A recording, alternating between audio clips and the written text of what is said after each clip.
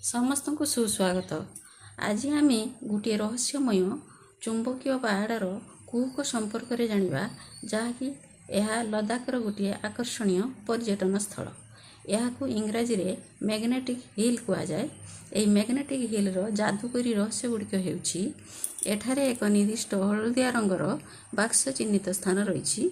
जदि आपण गाड़ी को न्यूट्रल करी सेठारे रखिए तेबे गाड़ीटी आपे आपे ऊपर को गड़ीज।